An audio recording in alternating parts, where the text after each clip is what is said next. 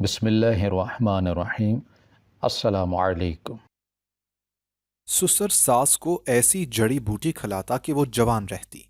एक दिन मैंने भी चुप कर खाई तो उसी वक्त मैं हामिला हो गई। डॉक्टर से चेकअप करवाया तो रूह लरस गई, क्योंकि उस जड़ी बूटी में। मेरा नाम मावरा है। मेरा ताल्लुक मानसेहरा से है। जब मैं 8 साल की थी मेरे अब्बू की वफात हो गई। घर में मेरी दादी फुफ्फो अम्मी को तंग करने लगे। वो चाहते थे कि अम्मी अपने देवर से शादी कर लें, जो पहले से शादीशुदा था। पर अम्मी ने कहा कि मैं ऐसा नहीं कर सकती, वो मेरे भाइयों के जैसे है। पर एक दिन चाचू ने अम्मी से बदतमीजी की, जिसका इल्जाम फुफ्फो ने अम्मी पर लगा दिया कि वही उनके भाई को भटका रही थी। और आधी रात को हम माँ बेटी को घर से निकाल दिया। अम्मी मुझे लेकर ननिहाल आ गई। बड़े मामू ने कहा, तुम यहीं रहो, हम अभी जिंदा हैं, तुम माँ बेटी हम पर बोझ नहीं हो। कुछ दिन तक तो सब ठीक रहा। मामू ने मुझे स्कूल डाल दिया। अम्मी सारा दिन घर के काम किया करती। पर पता नहीं क्यों ममानियों को हमारा वजूद बर्दाश्त नहीं हो रहा था। अम्मी 2 भाइयों की इकलौती बहन थी। बहुत नाजों में पली बढ़ी थी। पर किस्मत कभी कभी इंसान को बहुत बेबस कर देती है। हम चाहकर भी कुछ नहीं कर पाते। हमें ननिहाल में आए 2 साल बीत चुके थे, जब एक दिन मामू ने मेरी अम्मी से कहा कि आखिर कब तक अपनी जिंदगी को ऐसे गुजारोगी। बेटी का साथ है, कल को इसकी शादी हो जाएगी, तुम्हारा क्या बनेगा। इसलिए अपना सोचो, बच्ची को हम संभाल लेंगे। मैंने एक रिश्ता देखा है और मैं चाहता हूं कि तुम उस पर सोचो और शादी कर लो। अम्मी इस बात पर बहुत रोई थी। अम्मी ने कहा, क्या मैं आप लोगों पर बोझ हूं? सारा दिन आपके घर को आपके बच्चों को संभालती हूं, कभी किसी चीज की ख्वाहिश नहीं की। हालांकि आप मेरे भाई हैं, मेरा भी आप पर हक है। पर मैंने कभी हक जताया नहीं। और आप चाहते हैं कि मैं अपने मरहूम शौहर की निशानी आप लोगों के सपुर्द कर दूं और खुद घर बसा लूं, तो ऐसा नहीं हो सकता। मैं पहले बता चुकी हूं कि मैं अब शादी नहीं करूंगी। मामू चुप हो गए। वक्त पर लगाकर उठ गया। मैंने एफए किया तो अम्मी से बोला, अब मुझे मजीद नहीं पढ़ना, मैं पढ़ाई में बहुत ज्यादा कमजोर थी। अम्मी ने मुझे घर पर एक ट्यूटर रखवा दिया, जिसका नाम वलीद था। पर मैं उसे बहुत तंग किया करती, ताकि वो यहां से भाग जाए। पर वो बहुत ढीठ था। अम्मी को मेरी नालायकी पर बहुत गुस्सा आता था। इंसान कभी खुद बूढ़ा नहीं होता, उसको वक्त हालात जल्दी बूढ़ा कर देते हैं। और अम्मी ने बहुत मुश्किल वक्त देखा था। मुमानियों का रोज कोई ना कोई इल्जाम, कोई ना कोई बात अम्मी की किरदार कुशी की। सब बहुत मुश्किल था। मैंने अक्सर अपनी अम्मी को रोते हुए देखा। वो आज भी बाबा से मोहब्बत करती थी। एक बच्चा जिस दिन यतीम होता है, उसी दिन उसकी मुश्किलात भी शुरू हो जाती हैं। ये बाप ही होता है जो अपनी औलाद को जमाने की गर्म हवा से बचा कर रखता है। वक्त कभी कभी रुक सा जाता है। हम बहुत कुछ सोचते हैं, अपनी जिंदगी में बहुत कुछ करेंगे, पर कुछ हादसात हमारी जिंदगी को बदल कर रख देते हैं। एक दिन मेरे कॉलेज से शिकायत आई, प्रिंसिपल की बेटी से लड़ाई हो गई थी। प्रिंसिपल ने अम्मी और मामू दोनों को बुलवाया था। और कॉलेज से वापसी पर गाड़ी के ऐन पीछे एक नौजवान बेसब्री से हॉर्न पर हॉर्न दे रहा था। मामू ने अपनी गाड़ी को साइड पर करना चाहा, लेकिन उसी वक्त एक और गाड़ी मामू की गाड़ी से आकर टकरा गई। और बस जरा सा धक्का लगने की वजह से मामू की गाड़ी उछलती हुई एक गहरी खाई में जा गिरी और मौके पर ही दोनों की मौत हो गई थी। एक पल के लिए मुझे लगा कि किसी ने झूठ बोला है, मजाक किया है। पर कुछ देर अम्मी और मामू के मुर्दा वजूद घर आ चुके थे। दोनों की लाशें खून में लथपथ थीं। मुमानी सबके सामने कहती कि ये मनहूस लड़की मेरे शौहर को खा गई। कितना कहा था कि इसको घर बिठाकर रखने की क्या जरूरत है।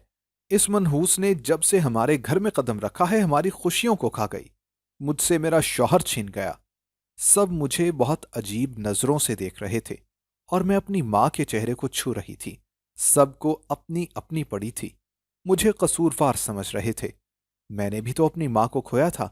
सबसे ज्यादा नुकसान तो मेरा हुआ था। मैं रोती रही। ममानी की निगाहों में मेरे लिए नफरत और सर्द मोहरी थी। हादसात हमें बदल कर रख देते हैं। मैं भी बदल गई थी। मेरी माँ इस दुनिया से चली गई। मेरे पास सिवाय उनकी यादों के कुछ भी ना था। मैं सारा दिन कमरा बंद करके अपनी माँ को पुकारती रहती, चीखती चिल्लाती, पर वो मेरी आवाज नहीं सुनती थी। मुमानियों ने मुझसे बैर बांध लिया था। पहले कुछ भी होता तो बड़े मामू या अम्मी संभाल लेती थीं। अब उनके जाने के बाद बड़ी मुमानी बेहद जुर्रतमंद हो गई थी। वो हर किसी के सामने मुझे बातें सुना देती, थप्पड़ मार देती थी। मुझे जब भी पुकारती मनहूस कहकर पुकारती थी। छोटे मामू सदा से खामोश और कम को थे। अब मजीद उनसे कोई शिकायत करके घर का माहौल में खराब नहीं करना चाहती थी। मुमानी के साथ उनकी बेटी ने भी मुझे नीचा दिखाना शुरू कर दिया। मेरे पास इतने दुख क्यों जमा हो गए थे जिनका जवाब ढूंढने से मैं कासिर थी। सबके निगाहों में मेरे लिए नफरत थी। छोटे मामू का बेटा हम्माद लंदन से वापस आ रहा था। मैं स्कूल में पढ़ती थी जब वो बैरून मुल्क चला गया था। इतने सालों बाद वो अपनी तालीम पूरी करके आ रहा था। जिस दिन उसने आना था, मुमानी ने कहा कि अपने कमरे से बाहर मत निकलना, अपना मनहूस साया मेरे बेटे पर न डाल देना। मुझे अब सबसे खौफ आने लगा था। मैं सारा दिन अपने कमरे में बंद रहती। मेरे अंदर की वो शोखी, वो शरारतें, सब खत्म हो गया था। मैं अब खामोश रहने लगी थी। मैं समझती थी कि कभी खुद को किसी के लिए नहीं बदलूंगी, पर वक्त ने मुझे बदल कर रख दिया था। किस्मत ने पहले मुझसे मेरे बाप को छीन लिया और अब मेरी मां को मुझसे दूर कर दिया था। इस भरी दुनिया में अब मेरा कोई भी न था। हर दिन रोते गुजर जाता। मुझे लगता कि अब सोऊंगी तो सुबह अम्मी की आवाज पर मेरी आंख खुलेगी, पर ऐसा नहीं होता था। मैं अपने कमरे में बंद रही। जब शाम को मुझे वलीद सर पढ़ाने के लिए चले आए। अम्मी ने मुझे घर पर ट्यूटर रख कर दिया था। मैंने उसे बहुत तंग किया था ताकि वो मुझे कभी दोबारा पढ़ाने के लिए ना आए। पर अम्मी की वफात हुई और अब पूरे 2 माह बाद वो यहां मुझे पढ़ाने आया था। मैं चुपचाप अपनी किताबें लेकर स्टडी रूम में चली गई थी। मुझे देखते ही वलीद सर खड़े हो गए थे, क्योंकि वो जानते थे कि मैं ऐसी नहीं हूं। मैं तो आराम से एक जगह टिक कर बैठ नहीं सकती।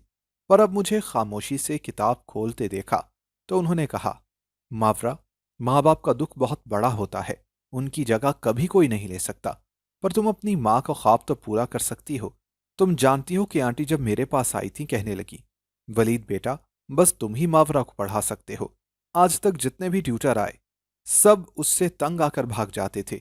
पर मुझे तुम पर भरोसा है, क्योंकि मैं चाहती हूं कि अगर कभी मुझे कुछ हो जाए तो मेरी बेटी पढ़ी लिखी हो, तो अपने पैरों पर खड़ी हो सकेगी।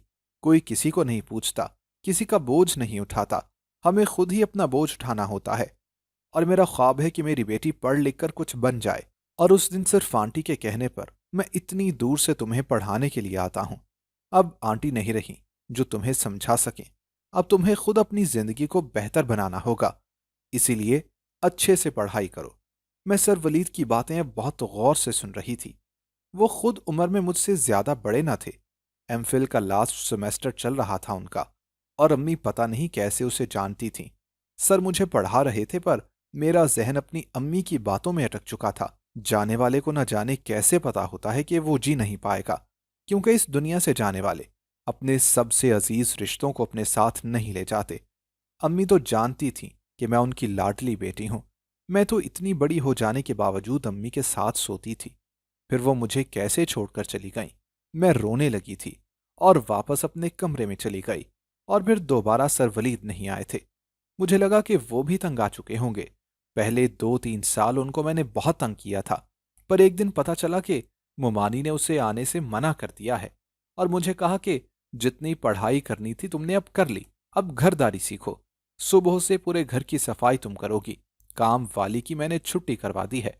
और मैं मुमानी का मुंह देखती रह गई। जब हम्माद भाई, जो बाहर से आए थे, उन्होंने मुमानी से कहा कि ममा क्या हुआ, बच्ची है वो, अभी पढ़ रही है, आप क्या उसे काम पर लगा रही हैं। मेरा हाथ पकड़ते हुए कहने लगा, मावरा मेरे साथ चलो, हम बाहर जाकर बैठते हैं। मैंने फौरन अपना हाथ खींच लिया था। मैं पहली बार उससे मिल रही थी। पिछले 8-9 साल से वो बाहर था और मुझसे ऐसे बात कर रहा था कि जैसे मैं उसके साथ पढ़ती रही हूं। मैं कभी किसी के साथ इतनी जल्दी फ्री नहीं होती थी। और अम्मी के जाने के बाद जो सलूक इन लोगों ने मेरे साथ किया था, मुझे अब इनसे नफरत हो चुकी थी। मैं सारा दिन घर की सफाई करती। हम्माद भाई मेरा बहुत ख्याल रखते थे। एक दिन जबरदस्ती मुझे बाहर घुमाने के लिए ले गए। उनकी बहनें भी उनके हमरा थीं। पर जैसे ही घर में आई तो मुमानी मेरे कमरे में आ गईं। कहने लगी कि तुम्हारे तो बहुत पर निकल आए हैं, मेरे बड़े बेटे को मुझसे छीनना चाहती हो, पर याद रखो तुम्हारे पर मैं एक सेकंड में काट दूंगी। मैं हम्माद भाई को भाई से ज्यादा कुछ न समझती थी। मुझे इस माहौल से भी अब वहशत होने लगी थी। पर ममानी कहती, हम्माद की खसूसी तवज्जो का मतलब क्या है जो अपना सब काम काज छोड़कर तुम अपना वक्त जाया कर रही हो। मेरी जिंदगी मुश्किल होती जा रही थी। पर रोज घर का काम करती, पर सबके मुंह से एक लफ्ज ही सुनने को मिलता था, वो भी मनहूस का। बड़े मामू के बच्चों को लगता था कि उनके बाप को मैं खा गई। ना वो मेरे कॉलेज जाते ना उनकी मौत होती। पर सबको मेरी मां क्यों नहीं याद थी कि जिनके हाथों में सब पले बढ़े थे, जिन्होंने उनकी अपनी मां से ज्यादा सबका ख्याल रखा था। अब उन्हीं की बेटी उनको मनहूस लगने लगी थी। अगर उन्होंने अपना बाप खोया था तो मैंने भी अपनी मां खोई थी। खैर, वक्त गुजरता चला गया। मेरी पढ़ाई का एक साल जाया हो गया था। मामू मेरे लिए रिश्ते देखने लगे। पर जैसे ही कोई रिश्ता घर आता, मुमानी कहती, अपने कमरे में रहना, तुम्हारी इतनी औकात नहीं कि इतने बड़े घर में तुम्हारा रिश्ता हो सके। और अपनी बेटियों को आगे कर देती। जब मामू पूछते तो मुमानी कहती कि आपकी भांजी इन लोगों को पसंद नहीं आई, किसी गरीब घर में शायद रिश्ता हो जाए। बड़े घरों के लोग बहुत कुछ देखते हैं। और मामू बस खामोश हो जाते। एक रात हम्माद भाई मेरे कमरे में आए। कहने लगे, माफरा, मैं खुद बहुत परेशान हूं। अम्मी को ना जाने तुमसे क्या दुश्मनी है जो तुम पर इतना जुल्म करती हैं। कभी तुम्हारा हाथ जला देती हैं, कभी सबके सामने जलील कर देती हैं। पर यकीन करो, मेरा दिल बहुत दुखी होता है। तुम्हें तकलीफ में देखकर मेरा जी चाहता है कि मैं तुम्हारे सारे दुखों को सुखों में तब्दील कर दूं। और तुम देखना, ऐसा दिन जरूर आएगा। मावरा, मैं तुम्हें अपने दिल के बहुत करीब महसूस करने लगा हूं। हम्माद भाई, जिसको मैंने अपने भाई के सिवा आज तक कुछ न समझा था, आज उसकी निगाहों में मेरे लिए हवस थी, शैतानियत थी। वो जैसे मेरी तरफ बढ़े, मैंने पास पड़े शीशे का जग उनके सर पर मार दिया था। अम्मी ठीक कहती थी, मुझे लोगों की पहचान नहीं है। मैं तो इस शख्स को अपना बड़ा भाई समझती थी। बाहर रहकर आया था, जहनियत भी उतनी ही गंदी थी। उसके सर से खून निकल रहा था। मैं उसे धक्का देकर बाहर भागी थी, जब सामने से ममानी से टकरा गई। और उनकी नजर जैसे अपने बेटे पर पड़ी तो मुझे बाजू से पकड़ लिया। कहने लगी कि मेरे बेटे को मार दिया तुमने। सारा घर उनकी शोर की आवाज से जमा हो चुका था। हम्माद भाई ने कहा कि इसने खुद मुझे अपने कमरे में बुलाया था। ये मुझे कह रही थी कि आप मुझसे शादी कर लें। जब मैंने इनकार किया तो जबरदस्ती मेरे गले पड़ने लगी। अभी वो बोल ही रहा था कि जब ममानी मुझे थप्पड़ मारने लगी। कहने लगी कि अब सब कुछ मेरे हाथ में है, तो मुझे हराना चाहती हो। मेरे बेटे को अपना असीर बनाकर तुम इस घर में अपनी राजधानी करना चाहती हो। पर मैं ऐसा नहीं होने दूंगी। आज मैं तुम्हारे टुकड़े टुकड़े कर दूंगी। और ममानी मुझे फिर से ठोकरें मारने लगी। मेरे माथे पर चोट लग चुकी थी। कोई भी आगे नहीं बढ़ रहा था। मैं रोती रही और ममानी से कहती रही कि मैंने कुछ नहीं किया, मुझे छोड़ दें। पर किसी को भी मुझ पर उस वक्त रहम ना आया था। और मुमानी ने मुझे घर से बाहर निकाल दिया। उन्होंने कहा कि आज के बाद इस घर के दरवाजे तुम पर हमेशा के लिए बंद हो चुके हैं। अब कभी भूल कर भी इस घर की दहलीज पार मत करना। मैं सारी रात दरवाजे से लगकर उनको पुकारती रही। मामू से कहती रही कि मैं बेकसूर हूं, मैं कहां जाऊंगी। पर मेरा कोई भी ना था। रात आहिस्ता आहिस्ता सिरक रही थी। सुबह के 3 बज रहे थे जब मैं वहां से उठकर अपने ददियाल जाने लगी। पर वो लोग भी घर छोड़कर कहीं जा चुके थे। मुझे कुछ समझ नहीं आ रही थी। माथे से खून निकलकर खुश्क हो चुका था। जब मुझे वलीद सर का याद आया। उनके घर का मुझे पता नहीं था, पर उनका फोन नंबर याद था। उस वक्त सब सोए हुए थे जब एक जगह एक होटल खुला हुआ मिला। मैंने वहां एक आदमी से उसका फोन मांगा तो उसने अजीब नजरों से मुझे देखा था। पर शायद उसे मुझ पर तरस आ गया था। उसने पहले पानी पिलाया। फिर मैंने वलीद सर के नंबर पर फोन किया। मुसलसल बेल जा रही थी पर फोन नहीं उठा रहा था। फजर की अजानें शुरू हो चुकी थीं। जब सर वलीद ने फोन उठाया था, वो शायद गहरी नींद में था। मैं रोते हुए उनसे कहा कि सर मुझे बचा लें, मुझे यहां से लेकर जाएं। वो कितनी देर पूछता रहा कौन है, और मैं रोती रही। फिर अचानक से उसने मेरा नाम लिया। कहने लगा, मफरा, क्या हुआ है? तुम कहां से बोल रही हो और रो क्यों रही हो? मुझे बताओ तुम कहां हो। और कुछ ही देर में सर वलीद मेरे सामने थे। मुझे अपने घर ले गए। उसकी अम्मी अब्बू भी मुझे देखकर परेशान हो चुके थे। पर किसी ने मुझसे कुछ भी ना पूछा था।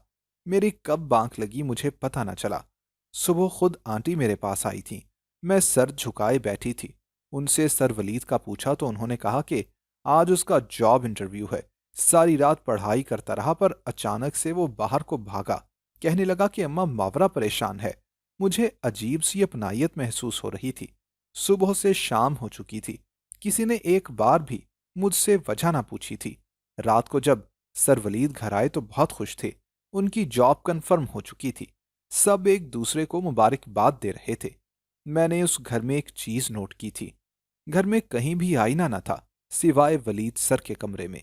मुझे यहां अजीब महसूस हो रहा था। मैं वापस भी नहीं जा सकती थी। यहां रहते मुझे 3 दिन हो चुके थे। जब एक दिन मैं आंटी से कहा, आप मेरा रहने का कहीं और बंदोबस्त करवा दें, तभी ये बात सर वलीद ने सुन ली थी और मुझे कहने लगे कि तुम्हें यहां क्या मसला है। मैं चुपचाप जमीन को घूरती रही। पर सर वलीद ने कहा कि मैं तुम्हारे घर गया था, तुम्हारे मामू और ममानी से बात की थी, वो लोग तुम्हें रखने पर राजी नहीं हैं। सर वलीद अभी बोल ही रहे थे जब मैंने कहा, मैं ऐसी नहीं हूं, मैंने कुछ नहीं किया, वो सब झूठ बोल रहे हैं, और रोने लगी। आंटी मुझे अपने साथ लगाए चुप करवाने लगी। तब सर वलीद ने कहा कि मैंने 3 साल तुम्हें पढ़ाया है और मैं बहुत अच्छे से जानता हूं कि तुम ऐसी वैसी लड़की नहीं हो। मुझे तुम पर यकीन है, इसीलिए रोना बंद करो और जाकर आराम करो। कल से तुम्हें कॉलेज जाना है। मैंने तुम्हारा एडमिशन करवा दिया है। वो लोग मेरे कुछ न लगते थे, पर फिर भी मुझ पर इतना भरोसा किया, मुझे मान दिया। मैं अब मजीद पढ़ना नहीं चाहती थी। मैंने इनकार कर दिया, पर आंटी ने समझाया कि तुम्हें पढ़ना चाहिए। एक लड़की के लिए उसकी तालीम बहुत ज़रूरी होती है। जैसे तैसे करके मैं कॉलेज जाने लगी, पर लोगों की जबानें बंद नहीं हो सकती थीं। मोहल्ले वाले कहने लगे, ये लड़की कौन है? जवान लड़की को ऐसे घर में क्यों रखा हुआ है? जब एक दिन सर वलीद ने कहा कि वो मुझसे शादी करना चाहते हैं, मुझसे मोहब्बत करते हैं, उस दिन मेरा सारा यकीन टूट गया। मैंने कहा कि आप भी सब मर्दों के जैसे हैं, और वैसे भी मैं आपसे शादी नहीं कर सकती। आप मेरे उस्ताद रह चुके हैं, और अब आपके लिए मजीद मजबूरी मैं नहीं बन सकती। मैं बहुत जल्द यहां से चली जाऊंगी, पर दोबारा कभी मेरे सामने मत आइएगा। और ऐसा ही हुआ था। सर वलीद अब घराना छोड़ चुके थे, ज्यादातर अपनी जॉब पर रहते। जब एक दिन सर वलीद की ममा ने मुझसे कहा, मावरा बेटी, वलीद तुमसे इसलिए शादी नहीं कर रहा था कि उसे कोई मजबूरी है, बल्कि वो तुमसे इसलिए शादी करना चाहता था क्योंकि वो तुमसे मोहब्बत करता है। जब तुम्हें पढ़ाने जाता था, तब से वो तुम्हें चाहने लगा था। मेरा बेटा बहुत संजीदा मिजाज है, पर जब से तुम्हें पढ़ाने जाने लगा तो घर आकर तुम्हारी बातें करके देर तक हंसता रहता। एक बार कहने लगा, ममा आज मावरा के घर गया तो वो किताबों की जगह बास्केट उठाए भागी आई। वो बहुत पुरजोश लग रही थी। मुझे कहने लगी, सर सर देखे मैं आपके लिए क्या लाई हूं। जब मैंने बास्केट में देखा था, उसके अंदर चंद टमाटर, करेले और बैंगन थे। मुझे कहने लगी, ये सब्जियां मैंने खुद लगाई हैं, और इस बार कमाल हो गया। सर जो कुछ मैंने लगाया था वही निकला। और कहने लगी कि इसको अपने घर ले जाइएगा, घर की सब्जी का अपना ही मजा होता है। उस दिन वलीद तुम्हारी बात को बार बार दोहरा रहा था। हंस हंस कर हम माँ बेटा दोहरे हो चुके थे। मुझसे कहता कि ममा, जिससे मवरा की शादी होगी ना, बड़ा कोई बदनसीब शख्स होगा जिसकी किस्मत फूटेगी। पर देखो, वही तुमसे अब मोहब्बत करने लगा है। जिस दिन तुम्हारी वालिदा की मौत हुई, वो बहुत रोया कि ममा, अब मवरा अकेली रह गई है। आपको कहा था आंटी से मेरे रिश्ते की बात करें। वो जैसा नजर आता है बेटा वैसा नहीं है। उसकी कदर करो, उसका हाथ थाम लो। और मैं बेयकीनी से आंटी को देख रही थी। अब वो जा चुकी थी, और एक पल में मुझे ऐसे लगा कि एक अजीब सी खुशी मुझे महसूस हुई थी। चंद दिनों में सादगी से मेरी शादी हो गई। छोटे मामू भी शरीक थे, और रो रो कर मुआफी मांग रहे थे।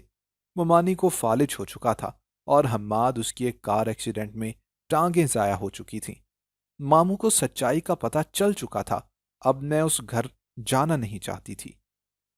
वलीद मुझे पढ़ाता, मेरा पहले से भी ज्यादा ख्याल रखता। अब मेरी शादी हो चुकी थी, पर शादी के 2 साल तक भी मेरी गोद हरी न हुई थी। डॉक्टर्स ने बताया कि मैं कभी मां नहीं बन सकती। मैं बांझ हूं। कुदरत ने मुझे एक खुशी देकर दूसरी खुशी को मुझसे दूर कर दिया था। मैं बहुत रोती। मेरी तालीम मेरे शौहर की वजह से मुकम्मल हुई थी। अब मैं कॉलेज में पढ़ा रही थी। एक अच्छे हमसफर का साथ आपको बहुत मुतबर कर देता है, पर माना बनने का दुख मुझे अंदर ही अंदर खाए जा रहा था। मेरी सास मुझे बहुत हौसला देती। अक्सर वो कहीं अचानक से गुम हो जाती थी।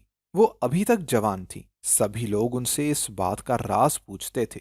मैंने अपने ससुर को अक्सर सास को एक जड़ी बूटी खिलाते हुए देखा, जिससे वो पहले से भी ज्यादा जवान नजर आती थी। एक दिन मैंने भी वो जड़ी बूटी खा ली थी, जिससे चंद दिनों के बाद मेरी तबीयत खराब हो गई और डॉक्टर ने बताया कि मैं मां बनने वाली हूं। और मुझे अपने कानों पर यकीन ही नहीं आ रहा था। इतना बड़ा मुआवजा हो गया था। मैंने वो जड़ी बूटी डॉक्टर्स को दी, ताकि मुझ जैसी कई औरतों का भला हो सके, उनको भी औलाद की खुशी मिल सके। जब डॉक्टर्स ने एक ऐसी बात बताई कि मुझे इस पर यकीन ही ना आया, मैं घर आ गई और अपने शौहर को बताया, तो उसने कहा कि डॉक्टर्स बिल्कुल सच कह रहे हैं।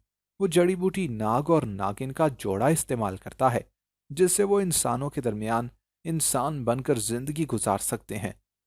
मुझे ये सब मजाक लग रहा था, पर मेरे शौहर ने कहा कि मेरे माँ बाप कौन है मैं नहीं जानता। मामा जो मेरी सगी माँ नहीं है, बल्कि एक नागिन है। वो बताती हैं कि एक औरत बहुत जख्मी थी। मैं तब चंद घंटों का था और वहीं पास नाग और नागिन का जोड़ा था। मेरी सगी माँ ने उनसे कहा कि मेरे बेटे को बचा लें। कुछ लोग उनके बेटे को मार देना चाहते हैं। मेरी सगी माँ की मौत हुई और तब से अब तक मेरे लिए मेरे माँ बाप वही हैं। इंसानों के दरमियान अपना असली रूप छुपा कर रहते हैं। वो कोई इंसान नहीं है, नाग नागिन का जोड़ा है। और तुम जानती हो कि बूढ़े इंसान होते हैं, सांप नहीं। मेरे लिए इन्होंने बहुत कुर्बानियां दी हैं। मुझसे ये बहुत मोहब्बत करते हैं। ऐसा कभी किसी ने नहीं सुना होगा, पर यही सच है। चाहे यकीन करो या ना करो। और तुम बांझ नहीं हो। मैंने गलत रिपोर्ट बनवाई थी, क्योंकि जैसे तुम मां बनती वो यहां से चले जाते, और मैं नहीं चाहता था कि वो कभी मुझे छोड़ कर जाएं।